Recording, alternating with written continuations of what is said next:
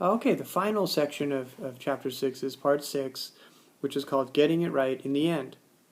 So now the idea is practicing the language, communicating, having comprehensible input, and then at the end of that, talking about the form, the structure, the errors that people made. I often do this with presentations where I'll have a student give a presentation and I'll be writing down different mistakes they're making, and then at the end of that I can talk to them about it. So it's, it's kind of like a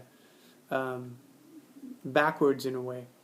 And this is more, could be considered natural because it gives students a chance to kind of acquire language as opposed to learning it through that exposure, through the content, the task, and then getting the kind of feedback, the corrective feedback at the end as well. So the form-focused instruction goes along with the corrective feedback. They're both the idea of focusing on the structure. In that case, students can actually learn that they've made a mistake and correct their mistake without actually without actually knowing the rule, the sort of meta-linguistic knowledge.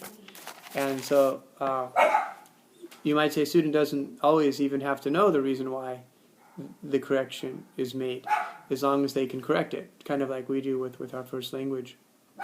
Also, when we're correcting students, it's nice if we don't really interrupt the flow of the activity or the flow of the conversation, so that we can kind of quickly focus on form for a second, but not really, break up the activity.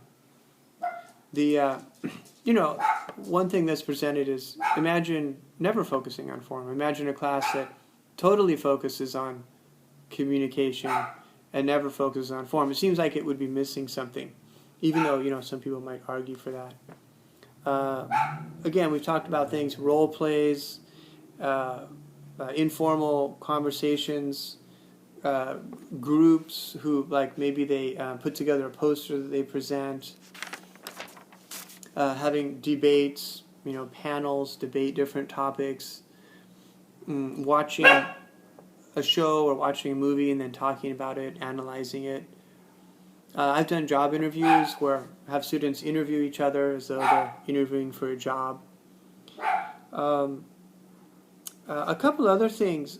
Sometimes rules are so complex that they don't really seem to help the student. Like the article system in English is so complex using the or a that sometimes students benefit more from just examples and practice than actually going by the rules.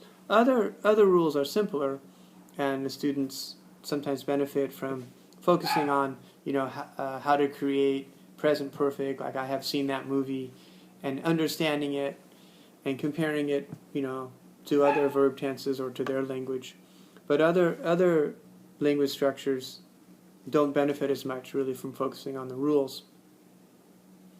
Azar, Betty Azar, it's a famous grammar series that's used, definitely presents the rule and then the fill in the blank, but then they've added some things like conversation practice, sometimes even a writing exercise at the end of that.